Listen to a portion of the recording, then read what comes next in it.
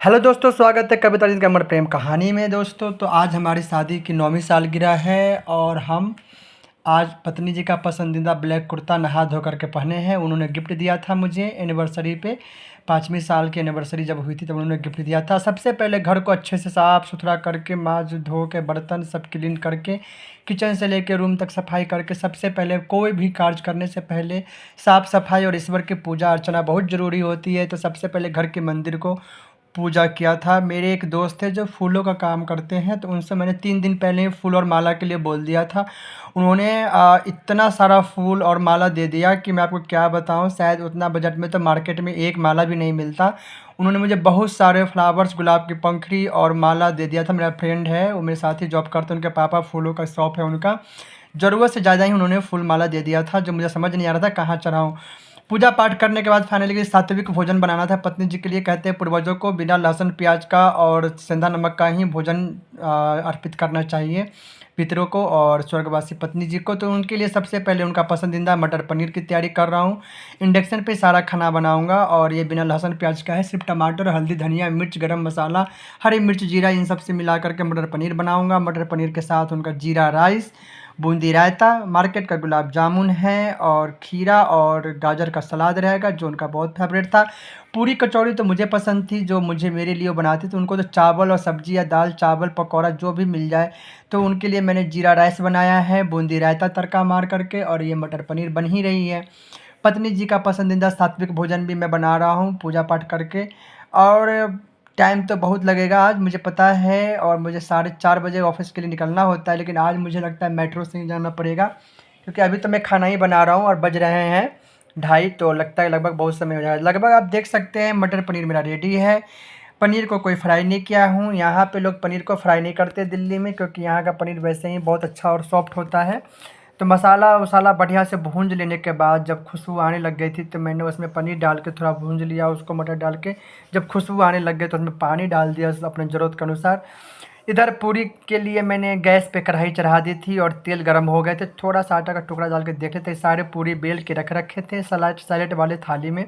Garnish के लिए धनिया भी काट रखा था। पनीर की सब्ज़ी लगभग रेडी हो गई है। बस बस देखें आप उस कैसे उबल रही है, बिल्कुल लो फ्लेम पे। पनीर की सब्ज़ी भी अच्छी बन गई है लगता है। एक एक करके पूरी तलना शुरू कर दिया हूँ। आप देख सकते हैं पूरी कितने अच्छे फूले फूले पूरी छन रहे हैं। तो पत्नी जी का कहने के अंश मुझे फ़ील हो रहा है, जिनके वजह से ये सारे तैयारियां हो रही है बहुत अच्छे से। क्योंकि मैं इतना सर्वगुण संपन्न हूँ ही नहीं, क्योंकि हालांकि पति हूँ उनका, तो कुछ ना कुछ तो उनका अंश तो आएगा। हालांकि मैं उनके चरणों के धूल के बराबर भी नहीं हूँ, उनके उनके एक तिल के बराबर भी, उनके चरणों के धूल के बराबर नहीं हूँ। लेकिन क्योंकि वो साथ साथ मेरे घर की लक्ष्मी थी, वो बहुत अच्छा खुशनुमा दिन था जो मेरे घर में उनका प्रवेश हुआ था, और उनके आने से मेरी दिन दुगना रात चौगनी हुई। जो भी हूँ, जितना मैं हूँ, पहले से बहुत अच्छा था, क्योंकि वो मेरे साक्षात लक्ष्मी थी। वही कहावत है कि आदमी जीते जी नहीं पहचान पाता है भगवान को। भगवान हमारे आसपास होते हैं लेकिन फिर भी हम उन्हें नहीं पहचान पाते हैं ना। तो वही हाल था। तो ये फाइनली आप देख सकते हैं पूरी रेडी है, रायता भी रेडी है, सैलेड भी काट के रेडी कर चुका हूँ। इधर मटर पनीर की सब्ज़ी रेडी है। इधर मैंने जीरा राइस चढ़ा ही दिया है, और इंडक्शन पे कढ़ाई में ही चढ़ाया गया, इंडक्शन कुकर नहीं। उधर मैं नया बर्तन लाया था पूर्वजों के लिए, क्योंकि मैंने अपने घरों में पहले देखा था कि जो बर्तन में हम खाते थे उसी में चढ़ाते, लेकिन पता चला कि नहीं, पूर्वजों के लिए भी भोग का बर्तन अलग होना चाहिए। तो पत्नी जी के लिए एक थाली कटोरी गिलास अलग है, और माता जी, नाना नानी, जो भी पूर्वज हैं, समस्त पूर्वजों के लिए एक थाली का सेट, गिलास का सेट अलग से है। फाइनली जब तक चावल बन रहे थे, मैंने गुलाब के पंखुड़ियों से पत्नी जी के तस्वीरों के आगे अच्छे से डेकोरेशन कर लिया था। गुलाब के पंखुड़ियों को अच्छे से बिछा दिया था उनके पास, थोड़ा उनके फ़ोटो तस्वीरों को साफ करके। उसके बाद मैंने पूजा शुरू कर दिया था कि जब तक चावल बन ही जग गया होगा, लगभग थोड़ा देर और पकना था, चेक किया था मैंने। तो उसके बाद मैं पहले अपने नाना नानी जी को और मम्मी को पूजा करता हूँ। जब भी मैं करता हूँ तो उनको पूजा करने के बाद पत्नी जी को मैंने सिंदूर लगाया। सादा सुहागन थी वो, तो बहुत खुशनसीब हैं जो सुहागन गई हैं।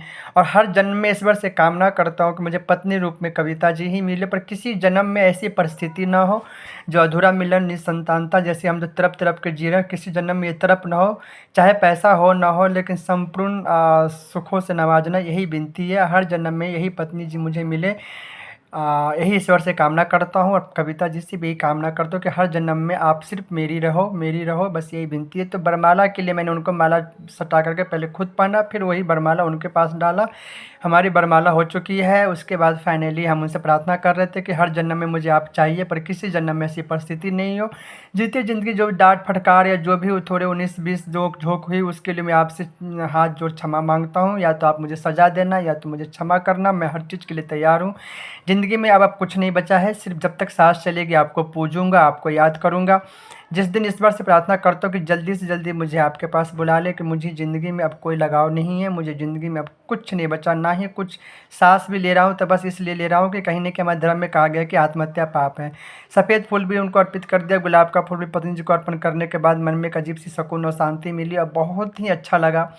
इस बार का एनिवर्सरी मुझे बहुत बढ़िया लगा। पिछले साल मैंने बहुत ही तकलीफ़ में था, तो मतलब जैसे-तैसे किया था, लेकिन इस साल मैंने अपनी पत्नी जी के साथ वरमाला भी की, उनके पसंद का खाना भी बनाया और उनको खिलाया। उनको मैंने भोग लगाया। मेरा मन बहुत गदगद हो रहा था, अंदर से अच्छी सी फ़ील आ रही थी। जैसे लग रहा था कि मानो वो कहीं नहीं मेरे आस-पास ही हो और कह रही कि डूडू आपने तो कमाल ही कर दिया, ऐसा कह रही हो। तो हमें वो डूडू बोलती थी और डूडू बुबू का यूट्यूब पे एक कार्टून आता था, तो खुद को वो बुबू बोलती थी और मुझे डूडू बोलती थी। आज भी आँखों में आँसू आ जाते हैं उनकी इस मासूम हरकत, इतनी भोली-भाली सीधी-सादी तो लड़कियाँ आज के ज़माने में 0% हैं, मैं तो इतना गारंटी के साथ कहूँगा। बस जीते जी उनको पहचान लेता हूँ, उनसे टूट कर प्यार करता तो आज इतना पछतावा नहीं होता। हाँ, एक प्यार तो किया, लेकिन जितना करना चाहिए था उतना अधूरा है कि अभी समय ही कितना हुआ था, सिर्फ 7 साल हुए थे, अभी तो पूरी ज़िंदगी बाकी थी।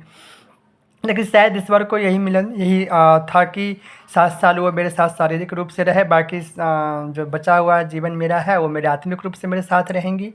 और मैं हर क्षण उनको महसूस करता हूँ, फ़ील करता हूँ, कहीं नहीं गई हूँ, मेरे सोच में, मेरे ख्वाब में, मेरे सपनों में हर वक्त है। तो मिलते हैं नेक्स्ट ब्लॉग में। आपका दिन शुभ हो। जय श्री कृष्णा, राधे राधे। बने रहिए कविता रंजित के अमर प्रेम कहानी।